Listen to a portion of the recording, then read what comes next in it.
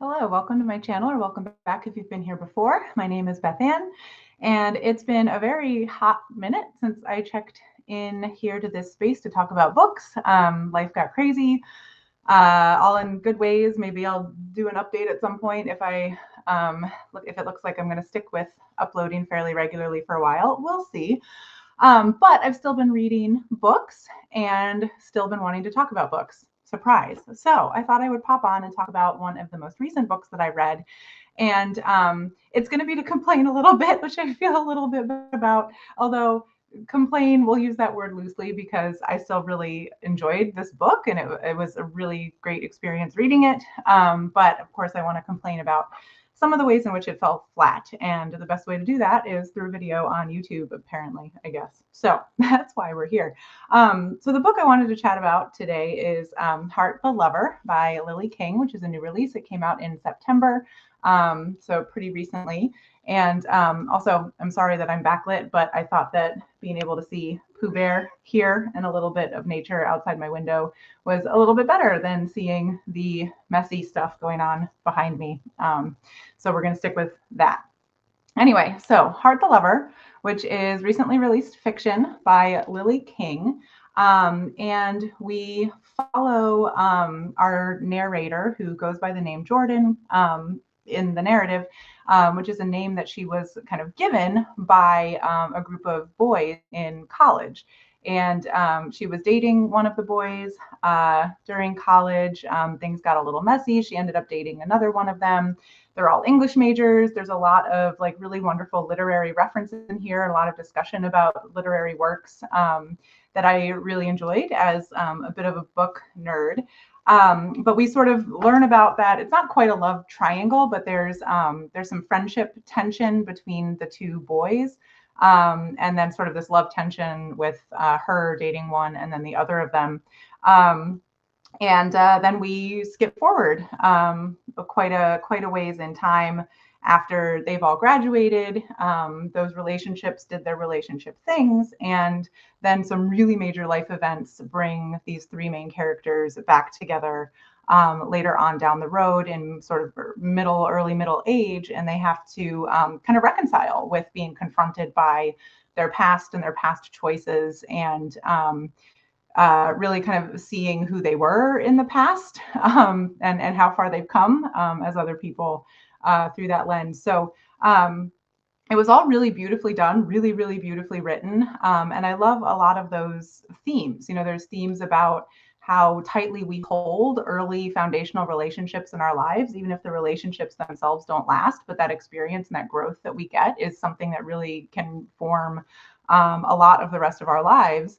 But then also kind of how small some of those things can look once you get several decades down the line and are looking back. There's a little bit about sort of career growth and kind of making your own decisions and taking risks, which I always like to see. And overall, just a really lovely, very human, beautifully written book. Now, all of that said, I felt like there were some pieces that annoyed me. So one piece that I like the gimmick where we don't actually know the main character, the narrator's name, until the very end of the book. So we don't know her real name for most of the book. She's Jordan. She's this name that she was given by these boys. And actually she starts out as Daisy. That's the first nickname they throw out at her. And then Jordan is the next one. And that's what they call her. And so there is very Daphne du Maurier-esque, right? There's this idea that she's really not herself. And you kind of see that played out through a lot of the early parts of the book, where she's not really a fully realized person, and she's sort of learning who she is through these relationships and allowing them to shape her quite a bit. And so her kind of namelessness really speaks to that. And through the whole book, you know, she is kind of the main character, but we get very little of her actual emotions and feelings and thoughts, I feel like, about the things that are happening to her and about her relationships. And I feel like that's where things fell flat a little bit, because in a book that sets up as, let's explore a little bit of almost this coming of age and these early relationships and these early loves, and then gives the characters the opportunity to revisit those after some amount of life well lived, I expect there to be more growth and more self-reflection on the part of the characters. And it all just felt sort of superficial, which maybe is what was supposed to happen. And maybe that's the point of having a sort of nameless narrator, is that she is kind of superficial and doesn't dig deep. But there were just all sorts of interesting things that I felt like could be unpacked. Like towards the end, when we're seeing her sort of interact again with these two guys, we get hints of them sort of indicating that their perceptions of her behavior and their perceptions of their relationships don't match what we've been told by the narrator necessarily. We get glimpses of who she was in those moments that we didn't experience from her. And so it was kind of like, right, there are two whole other stories here about how all of this unfolded. And we never get those. Those are never unpacked. And the main character, that Jordan, doesn't really come to a realization, at least that's written in the book, of how important those other people are. Like, she's still almost just, you could either read it as like superficially removed or like so self-absorbed. Like, she just really never comes through that she has any understanding of how other people might be experiencing things. And so that felt to me like a little bit of a lost opportunity.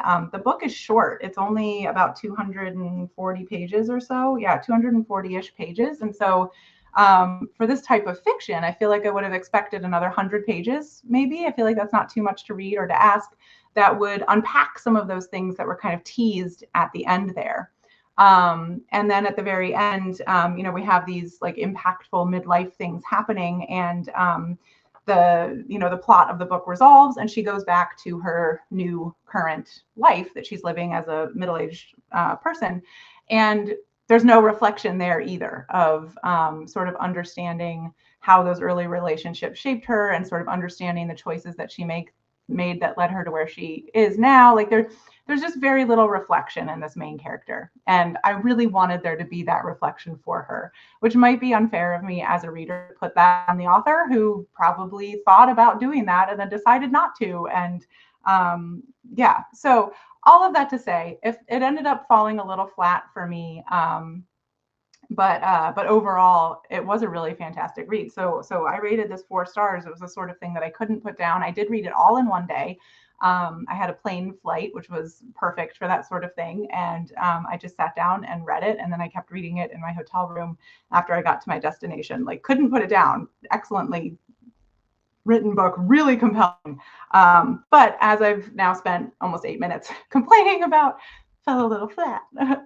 So there's that. I got it out of my system. Thank you to anyone who watches this and lets me get it out of my system like that. There's a lot more that I would love to make videos about, and I will just try to find the time, because I would love to be back in this booktube space. So this is me dipping my toe back in the water. So thank you if you stuck around and watched this video, and I hope to see you again in the next video sometime. Bye.